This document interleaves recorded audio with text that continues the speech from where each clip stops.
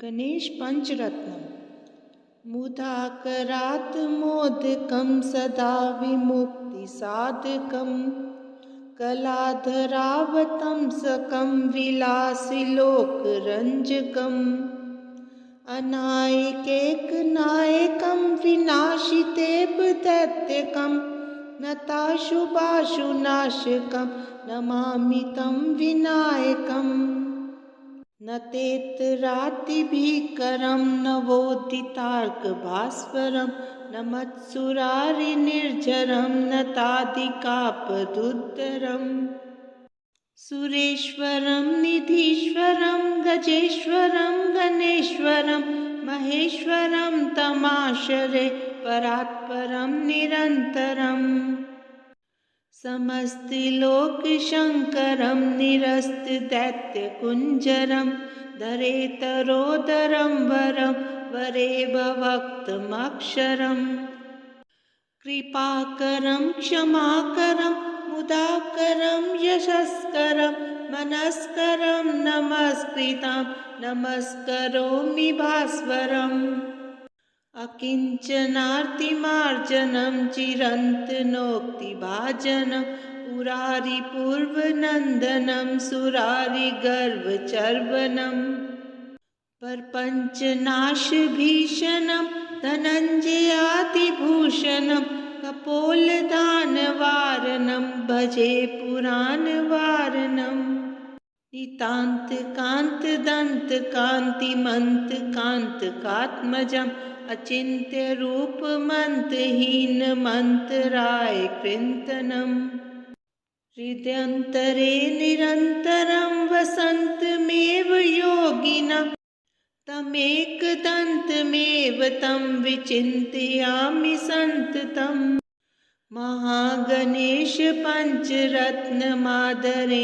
योऽन्वहं प्रजल्पति प्रभातके हृदि स्मरन् गणेश्वरम् अरोगतां तोषतां सुसाहितीं पुत्रतां समाहितायुरष्टभूतिमभ्युपेति सोचिरात् मुदाकरात् मोदकं सदा विमुक्तिसाधकम् कलाधरावतंसकं विलासिलोकरञ्जकम् अनायकैकनायकं विनाशितेव दैत्यकं नताशुभाशुनाशकं नमामि तं विनायकम् न तेतरातिभीकरं नवोदितार्कभास्वरं न मत्सुरारिनिर्झरं न तादिकापदुद्धरम् सुरेश्वरं निधीश्वरं गजेश्वरं गणेश्वरं महेश्वरं तमाश्रये परात्परं निरन्तरम् समस्तिलोकशङ्करं निरस्तदैत्यकुञ्जरं धरेतरोदरं वरं वरेव वक्तमक्षरम् कृपाकरं क्षमाकरं मुदाकरं यशस्करं मनस्करं नमस्कृतं नमस्करोमि भास्वरम् अकिञ्चनार्तिमार्जनं चिरन्तनोक्तिभाजनं पुरारिपूर्वनन्दनं सुरारिगर्वचर्वनं परपञ्चनाशभीषणं धनञ्जयातिभूषणं कपोलदानवारणं भजे पुराणवारणम् नितान्तकान्तदन्तकान्तिमन्तकान्तकात्मजम् अचिन्त्यरूपमन्तहीनमन्तराय कृन्तनम् हृदयन्तरे निरन्तरं वसन्तमेव योगिनं तमेकदन्तमेव तं विचिन्तयामि सन्ततम् महागणेश पंचरत्नमादरेण योऽन्वहं प्रजल्पति प्रभातके हृदि स्मरन् गणेश्वरम् अरोगतां तोषतां सुसाहितीं पुत्रतां समाहितायुरष्टभूतिमभ्युपेति सोचिरात्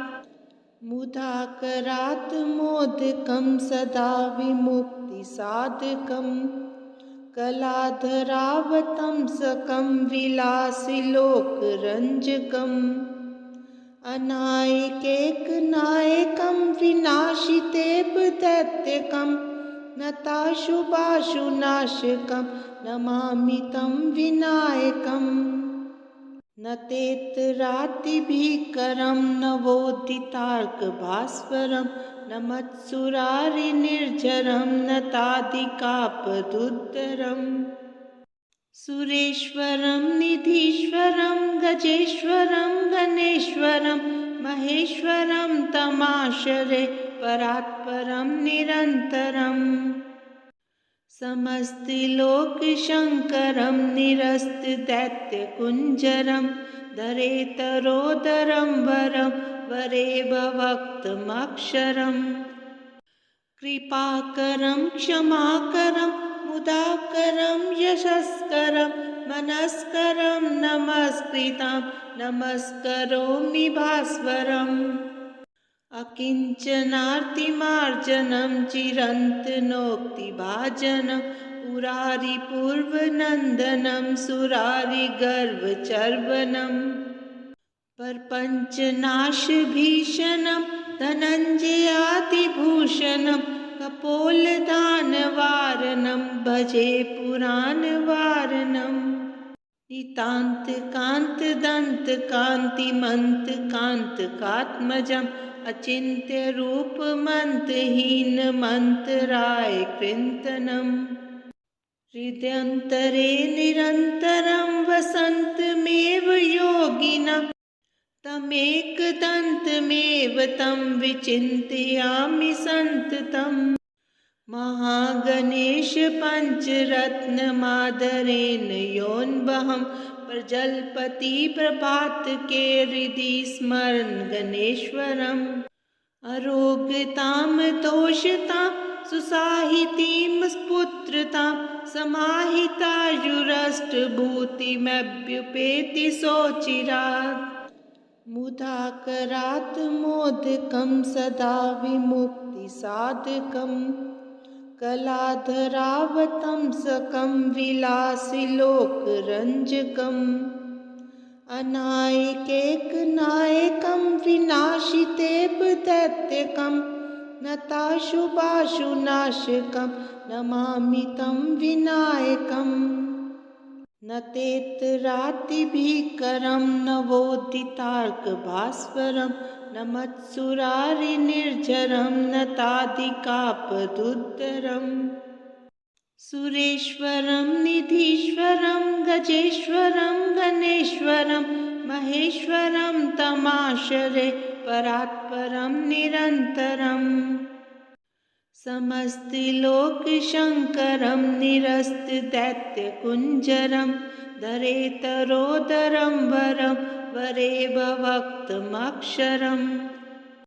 कृपाकरं क्षमाकरं मुदाकरं यशस्करं मनस्करं नमस्कृतं नमस्करोमि भास्वरम् अकिञ्चनार्तिमार्जनं चिरन्तनोक्तिभाजनं पुरारिपूर्वनन्दनं सुरारिगर्वचर्वणं प्रपञ्चनाशभीषणं धनञ्जयातिभूषणं कपोलदानवारणं भजे पुराणवारणम् नितान्तकान्तदन्तकान्तिमन्तकान्तकात्मजम् अचिन्त्यरूपमन्तहीनमन्तराय कृन्तनम् हृदयन्तरे निरन्तरं वसन्तमेव योगिनं तमेकदन्तमेव तं विचिन्तयामि सन्ततम् महागणेश पञ्चरत्नमादरेण योऽन्वहं प्रजलपति प्रभातके हृदि स्मरन् गणेश्वरम् अरोगतां तोषतां सुसाहितीं स्फुत्रतां समाहितायुरष्टभूतिमभ्युपेति सोचिरात् मुदाकरात् मोदकं सदा विमुक्ति मुक्तिसाधकम् कलाधरावतंसकं विलासिलोकरञ्जकम् अनायकैकनायकं विनाशितेऽपदैत्यकं नताशुभाशुनाशकं नमामि तं विनायकम् न तेतरातिभीकरं नवोदितार्कभास्वरं न मत्सुरारिनिर्झरं न तादिकापदुद्धरम् सुरेश्वरं निधीश्वरं गजेश्वरं गणेश्वरं महेश्वरं तमाश्रये परात्परं निरन्तरम् समस्तिलोकशङ्करं निरस्तदैत्यकुञ्जरं धरेतरोदरं वरं वरे भवक्तमक्षरम् कृपाकरं क्षमाकरं मुदाकरं यशस्करं मनस्करं नमस्कृतं नमस्करोमि भास्वरम् अकिञ्चनार्तिमार्जनं चिरन्तनोक्तिभाजनं पुरारिपूर्वनन्दनं सुरारिगर्वचर्वणम् प्रपञ्चनाशभीषणं धनञ्जयातिभूषणं कपोलदानवारणं भजे पुराणवारणम् नितान्तकान्तदन्तकान्तिमन्तकान्तकात्मजम् अचिन्त्यरूपमन्तहीनमन्तरायकृन्तनम् हृदयन्तरे निरन्तरं वसन्तमेव योगिनं तमेकदन्तमेव तं विचिन्तयामि सन्ततम् महागणेश पञ्चरत्नमादरेण योऽन्वहं प्रजलपति प्रभातके हृदि स्मरन् गणेश्वरम् अरोगतां तोषतां सुसाहितीं स्फुत्रतां समाहितायुरष्टभूतिमभ्युपेति सोचिरात् मुदाकरात् मोदकं सदा विमुक्तिसाधकम् कलाधरावतंसकं विलासिलोकरञ्जकम् अनायकैकनायकं विनाशितेऽपदैत्यकं नताशुभाशुनाशकं नमामि तं विनायकम् न तेतरातिभीकरं नवोदितार्कभास्वरं न मत्सुरारिनिर्झरं न तादिकापदुद्धरम् सुरेश्वरं निधीश्वरं गजेश्वरं गणेश्वरं महेश्वरं तमाश्रये परात्परं निरन्तरम् समस्तिलोकशङ्करं निरस्तदैत्यकुञ्जरं धरेतरोदरं वरं वरे भवक्तमक्षरम् कृपाकरं क्षमाकरं मुदाकरं यशस्करं मनस्करं नमस्कृतं नमस्करोमि भास्वरम् अकिञ्चनार्तिमार्जनं चिरन्तनोक्तिभाजनं पुरारिपूर्वनन्दनं सुरारिगर्वचर्वणम् प्रपञ्चनाशभीषणं धनञ्जयातिभूषणं कपोलदानवारणं भजे पुराणवारणम् नितान्तकान्तदन्तकान्तिमन्तकान्तकात्मजम् अचिन्त्यरूपमन्तहीनमन्तरायकृन्तनम् हृदयन्तरे निरन्तरं वसन्तमेव योगिनं तमेकदन्तमेव तं विचिन्तयामि सन्ततम् महागणेश पञ्चरत्नमादरेण योऽन्वहं प्रजलपति प्रभातके हृदि स्मरन् गणेश्वरम् अरोगतां तोषतां सुसाहितीं स्फुत्रतां समाहितायुरष्टभूतिमभ्युपेति सोचिरात् मुदाकरात् मोदकं सदा विमुक्तिसाधकम् कलाधरावतंसकं विलासिलोकरञ्जकम् अनायकैकनायकं विनाशितेव दैत्यकं नताशुभाशुनाशकं नमामि तं विनायकम् न तेतरातिभीकरं नवोदितार्कभास्वरं न मत्सुरारिनिर्झरं न तादिकापदुद्धरम् सुरेश्वरं निधीश्वरं गजेश्वरं गणेश्वरं महेश्वरं तमाश्रये परात्परं निरन्तरम् समस्तिलोकशङ्करं निरस्तदैत्यकुञ्जरं धरेतरोदरं वरं वरेभवक्तमक्षरम् कृपाकरं क्षमाकरं मुदाकरं यशस्करं मनस्करं नमस्कृतं नमस्करोमि भास्वरम् अकिञ्चनार्तिमार्जनं चिरन्तनोक्तिभाजनं पुरारिपूर्वनन्दनं सुरारिगर्वचर्वणं प्रपञ्चनाशभीषणं धनञ्जयातिभूषणं कपोलदानवारणं भजे पुराणवारणम्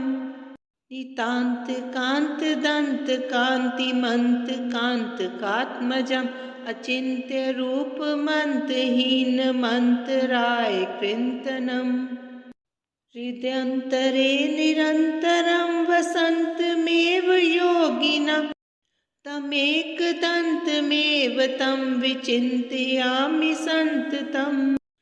महागणेश पञ्चरत्नमादरेण योऽन्वहं प्रजल्पति प्रभातके हृदि स्मरन् गणेश्वरम् अरोगतां दोषतां सुसाहितीं पुत्रतां समाहितायुरष्टभूतिमभ्युपेति सोचिरात् मुदाकरात् मोदकं सदा विमुक्तिसाधकम् कलाधरावतंसकं विलासिलोकरञ्जकम् अनायकैकनायकं विनाशितेव दैत्यकं नताशुभाशुनाशकं नमामि तं विनायकम् न तेतरातिभीकरं नवोदितार्कभास्वरं न मत्सुरारिनिर्झरं न तादिकापदुद्धरम् सुरेश्वरं निधीश्वरं गजेश्वरं गणेश्वरं महेश्वरं तमाश्रये परात्परं निरन्तरम् समस्तिलोकशङ्करं निरस्तदैत्यकुञ्जरं धरेतरोदरं वरं वरेभवक्तमक्षरम् कृपाकरं क्षमाकरं मुदाकरं यशस्करं मनस्करं नमस्कृतं नमस्करोमि भास्वरम् अकिञ्चनार्तिमार्जनं चिरन्तनोक्तिभाजनं पुरारिपूर्वनन्दनं सुरारिगर्वचर्वणं प्रपञ्चनाशभीषणं धनञ्जयातिभूषणं कपोलदानवारणं भजे पुराणवारणम् नितान्तकान्तदन्तकान्तिमन्तकान्तकात्मजम् अचिन्त्यरूपमन्तहीनमन्तरायकृन्तनम् हृदयन्तरे निरन्तरं वसन्तमेव योगिनं तमेकदन्तमेव तं विचिन्तयामि सन्ततम् महागणेश पञ्चरत्नमादरेण योऽन्वहं प्रजल्पति प्रभातके हृदि स्मरन् गणेश्वरम् अरोगतां दोषतां सुसाहितीं पुत्रतां समाहितायुरष्टभूतिमभ्युपेति सोचिरात् मुदाकरात् मोदकं सदा विमुक्तिसाधकम् कलाधरावतंसकं विलासिलोकरञ्जकम् अनायकैकनायकं विनाशितेव दैत्यकं नताशुभाशुनाशकं नमामि तं विनायकम् न तेतरातिभीकरं नवोदितार्कभास्वरं न मत्सुरारिनिर्झरं न तादिकापदुद्धरम् सुरेश्वरं निधीश्वरं गजेश्वरं गणेश्वरं महेश्वरं तमाश्रये परात्परं निरन्तरम् समस्तिलोकशङ्करं निरस्तदैत्यकुञ्जरं धरेतरोदरं वरं वरेभवक्तमक्षरम् कृपाकरं क्षमाकरं मुदाकरं यशस्करं मनस्करं नमस्कृतं नमस्करोमि भास्वरम् अकिञ्चनार्तिमार्जनं चिरन्तनोक्तिभाजनं पुरारिपूर्वनन्दनं सुरारिगर्वचर्वणम्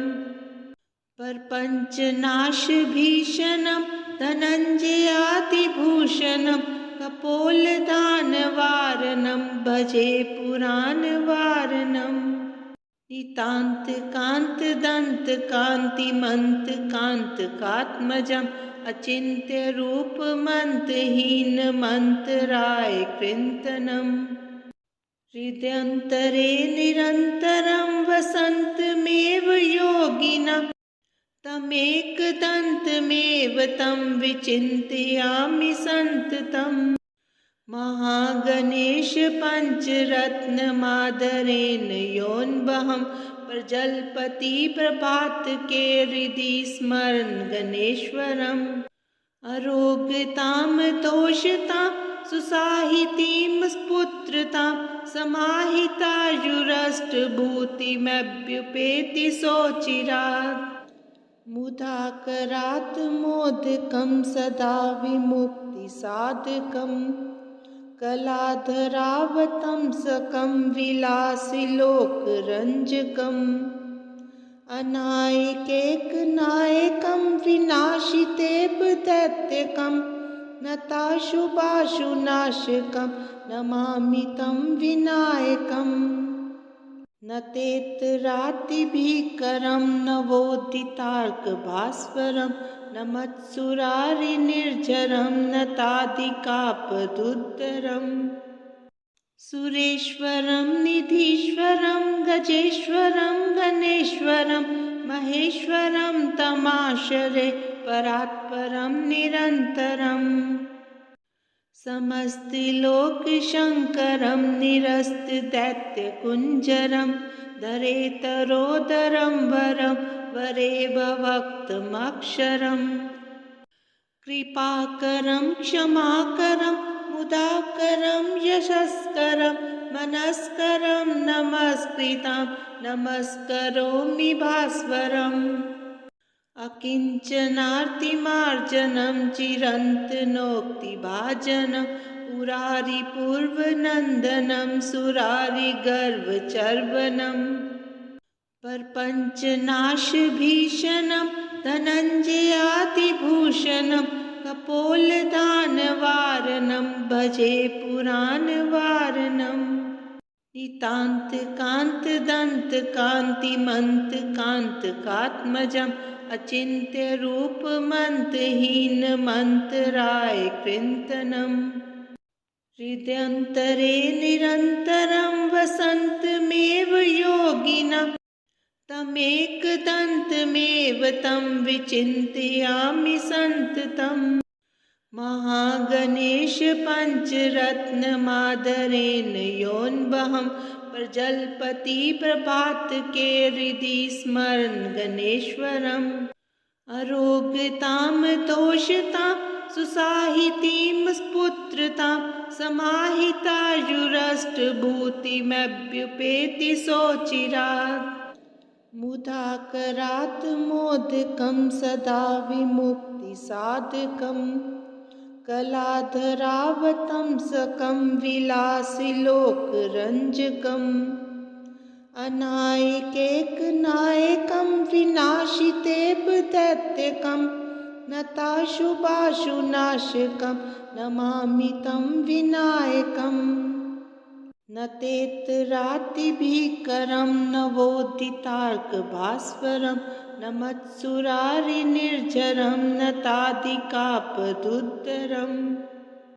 सुरेश्वरं निधीश्वरं गजेश्वरं गणेश्वरं महेश्वरं तमाश्रये परात्परं निरन्तरम्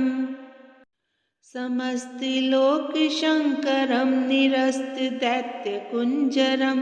धरेतरोदरं वरं वरेभवक्तमक्षरम्